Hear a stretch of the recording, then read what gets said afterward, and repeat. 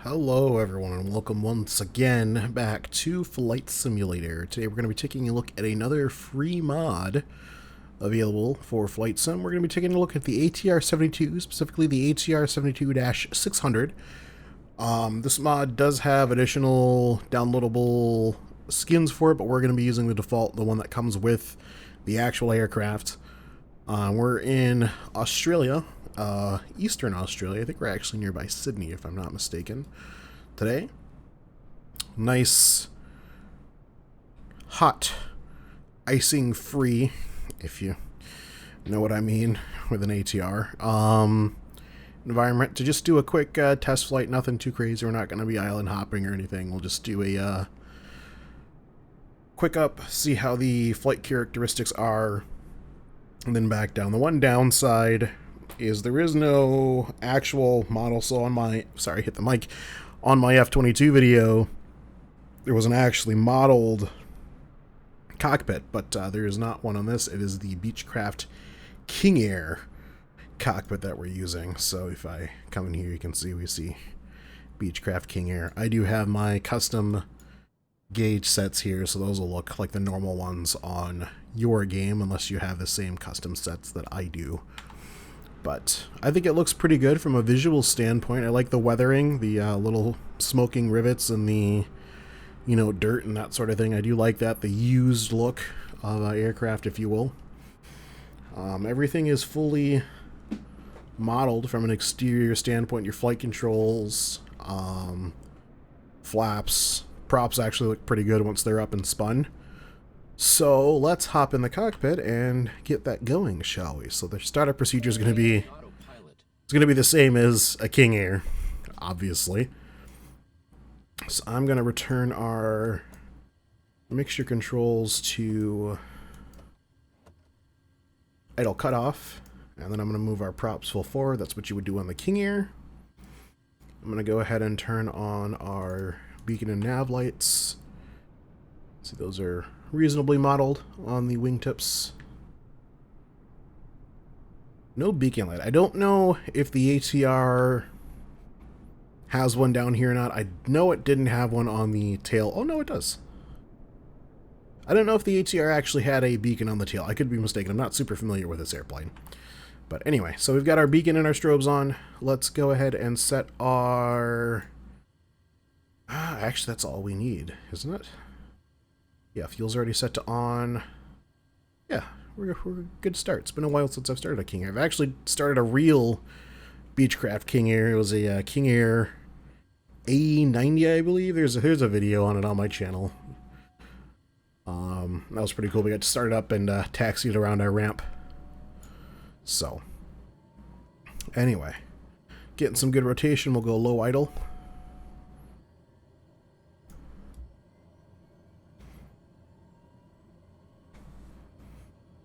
Listen from the outside here. Really like how you can see those yellow stripes on the prop spinning. They didn't just change the model to not have them once the prop has rotation. Pretty cool if you ask me. Left-hand gen on. And we'll turn off the starter. I think that's normally like 60% of N2, which we don't have indicated here, so then we'll go ahead and start the red engine. We'll watch that one from the outside.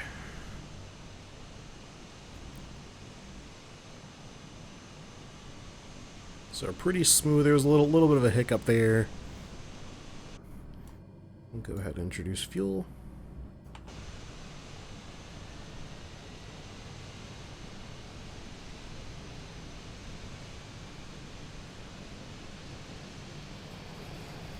So, I mean, all in all, it's a pretty smooth startup. Let me turn the airplane up a little bit.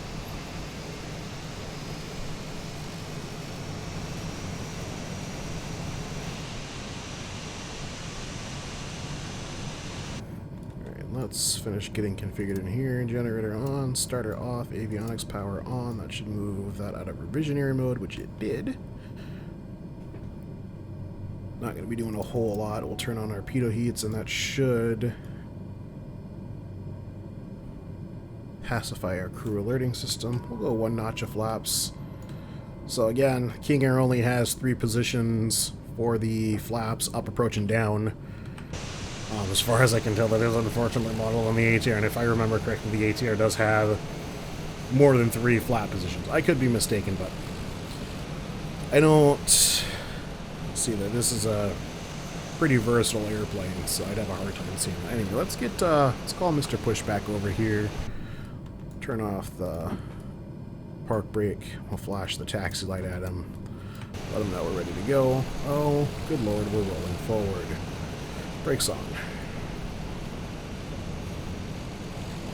While he's lining up, this is a good opportunity for me to showcase some of the lighting on the airplane, the external lighting.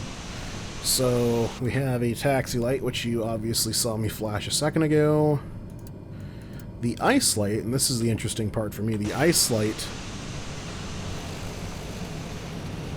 doesn't seem to exist. I assumed it would have been this light here. What is he doing? You know what? We're in an ATR. We'll just power back and go away. So, yeah, as far as I can tell, there's no ice light. I looked, maybe I thought it'd be, like, up here or something. I assumed it would be that. That actually serves, so I'll turn our ice light off as proof that I'm not lying. That is our recognition light. I'll turn off our floodlights for the tail. So that's our recognition light. That shines down on the ground here. Not really sure what it does in the ATR, but it looks cool.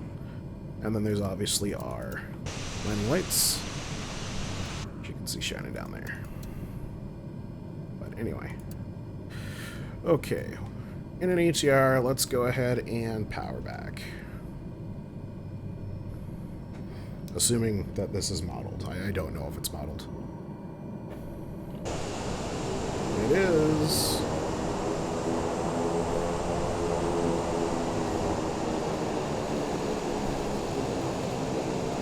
Does it have the same overheating problem? It doesn't. That's awesome.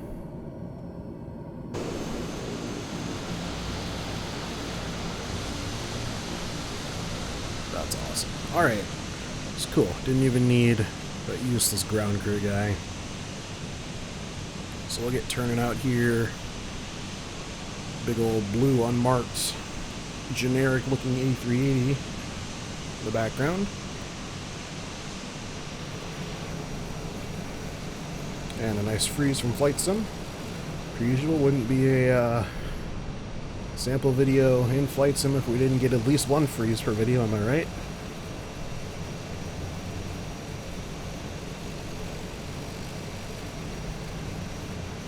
So, I think I've kept you waiting long enough. If you don't know what I was referencing, as far as the warm climate with the ATR, it is a well-known fact that the ATR, in fact, I think it's even published now that it can't operate in warm or in cold climates where it might encounter icing.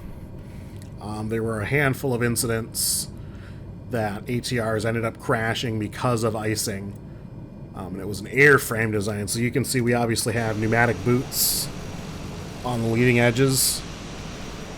Yeah, that did make a difference. So, there was one, I think, just outside of Chicago that rings a bell. I think it was an American Airlines flight that unfortunately crashed because of icing. And I believe that famous video of the ATR crashing into a bridge in, was it Taiwan? I don't remember. But I'm pretty sure that was because of icing. And I think there were a handful of other ones. But I know the big one was that American Airlines flight. And because of that, they basically said, yeah, ATRs can't fly in any conditions where icing might be known. So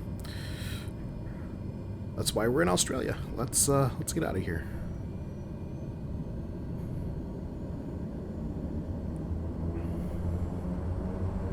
I was doing an initial test flight on this earlier, and I was pretty blown away by the performance.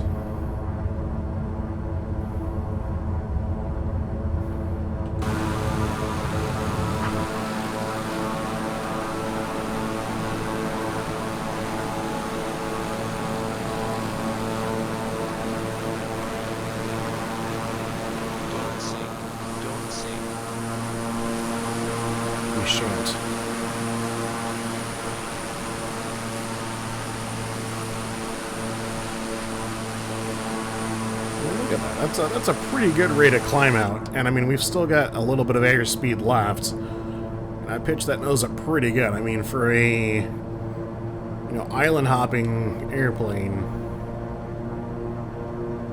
Oh, I also forgot to put my engines into flight idle. How about that?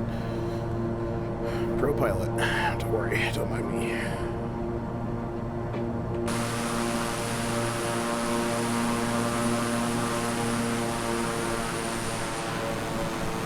One of the things I've kind of had an issue with in the quick couple flights that I did was getting this dang thing to slow down. Big cargo ships over there. So we'll come back around, roll the power down as far as we can.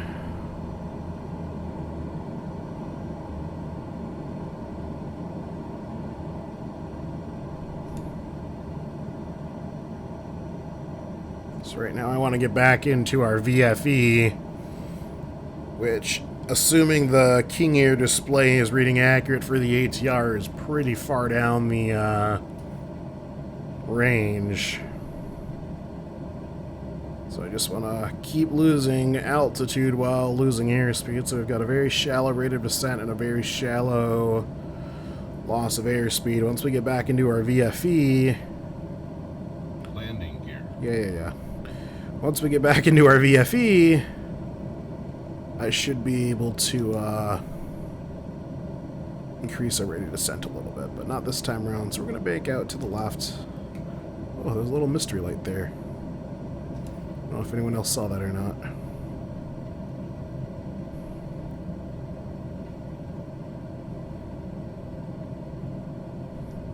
Okay, getting ready for that first notch of flaps. Here it comes.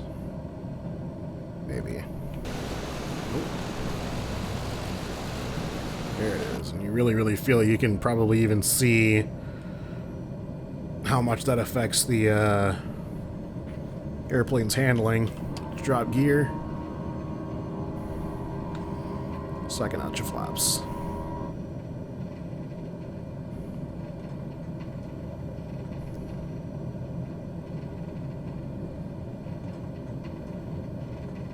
Okay.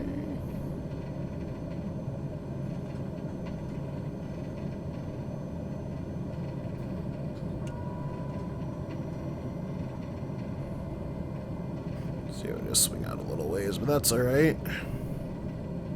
Now we're really bleeding airspeed. In fact, I want to trim the airplane nose down again, just to maintain level flight without me having to essentially arrest our yoke into the panel.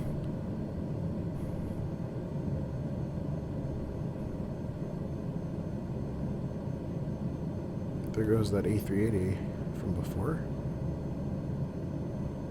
So we're probably coming in with a tailwind, which is exactly what you want. But you know what? That'll give us the option to, oh, look at that. A nice water square. Thanks, Flight Sim.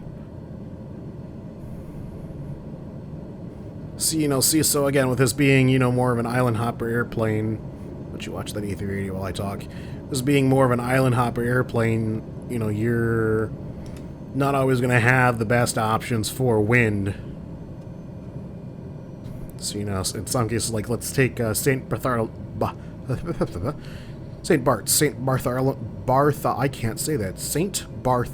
Island. There you go, 18th time's a charm.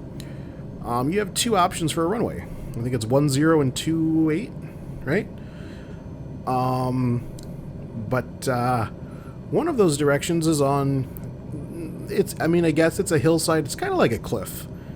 You're not going to be departing in any direction other than 28. So that's your option for departure. And I guess in theory you could land... Oh my goodness, yeah, we're in a big crosswind right now. Holy smokes.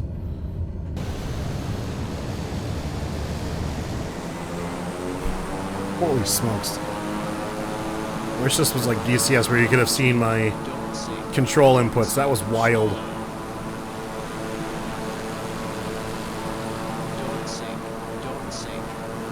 That was wild.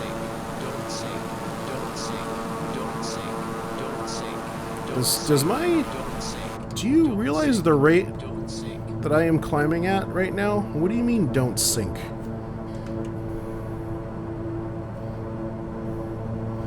Like, my rate of climb was literally through the roof. So as you can see, you know, a few bugs here and there.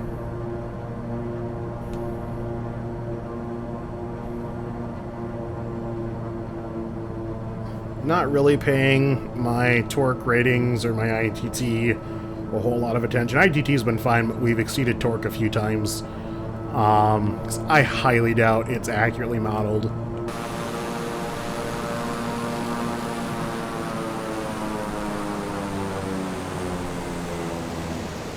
Let's get another view of the airplane here. Sun to our backs. Again, really liking the weathering on this. It really brings the airplane to life, makes it that little extra bit more. Oh, look, there is one on the bottom.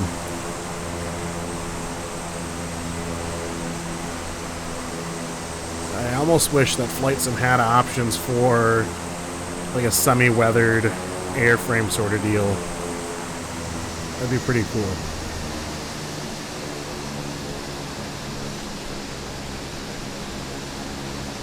Back inside.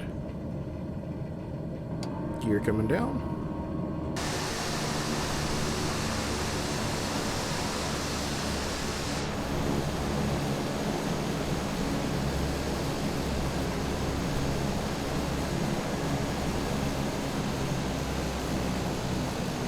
I don't remember how to activate my wind option on this panel for the King Air, so we're just gonna land the same direction that generic 380 took off in.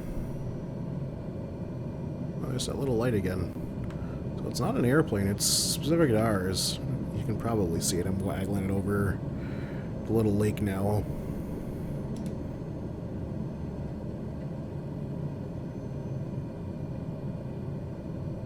The rate at which this thing stops is crazy, too. Even without beta, it stops super quick.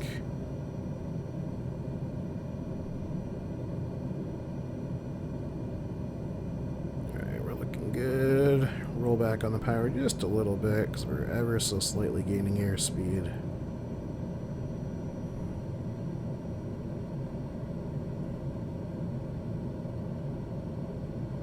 Good little quick flight.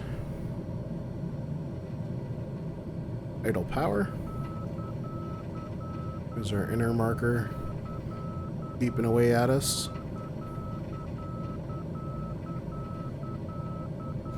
We're actually gaining airspeed. So you just have such a hard time slowing this thing down. Don't know if the real ATR is like that or not. I don't actually have a whole lot of knowledge on the ATR other than the little factoids about the icing issues that I told you earlier. Okay. So we definitely got a crosswind before. I would imagine we have one now. So we're going to crab just a little bit. Let her settle herself in just beyond our touchdown zone. Come on, girly. Here we go. Touchdown. Beta engaged. Brakes coming on. Nose gear doing nothing. I'm full left rudder right now. It just wants to take off again. Oh my goodness.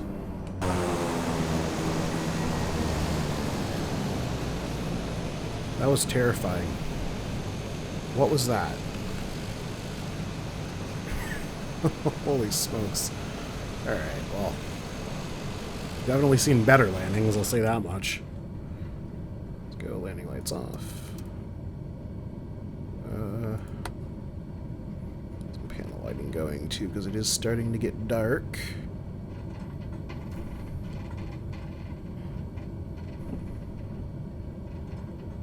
I guess, yeah, it's not too long of a taxi to get back to where we started. Yeah, that's a quick little look at the ATR. You know, if you're interested in doing just like a visual sort of flight, obviously, you know, again, or if you're okay with the King Air cockpit, I have gripes with it as it sits. It kind of falls into the same category as the 787 does for me, as far as it's not a long-haul ready aircraft. The King Air is. And a big part of that is the cockpit. In fact, pretty much all of it's the cockpit, so if you can deal with that, then this might be worth a check out. And even if you don't really want to do long haul flights with it, like I'm not going to do a whole lot of long haul stuff. I'll probably just do some short island hops from, you know, St. Juliana to St. Bart's, because that's one of my favorite little routes to take. This airplane seems pretty well suited for it. Minus the whole slowing down on approach thing. I don't know how easy that'll be to tackle on St. Bart's, but I guess we'll maybe find out at some point. This is not exactly looking like the terminal where we left from. Is this dirt? Is this just like dirty asphalt or something? Whatever. This might be it. Honestly, I don't know. We're just going to park there and call it a day. It's not where we started. Whoops. I can live with it. I'm sure you can too.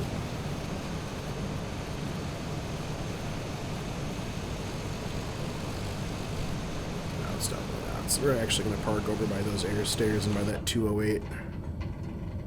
Since we have quite literally no need for a jetway.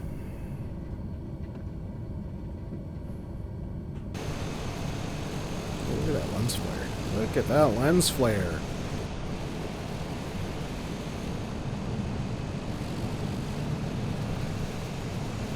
Please stop. Alright, well, you know. Win some, lose most. But we have beta.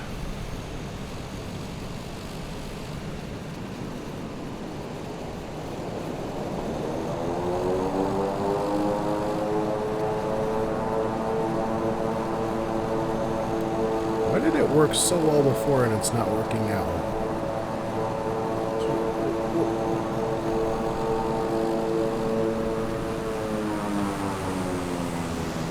So, you guys remember before when, you know, we like power backed? You remember that? Remember when we did that? Yeah, it's not doing it now. Go figure. Whatever. Anyway, I'm willing to admit it doesn't look too crazy on the... Okay, it just killed us. Well, anyway, that's the ATR. Oh my god. Thanks for watching. Check it out if it seems interesting to you, and I will catch you in the next one. As always, I damaged my landing gear.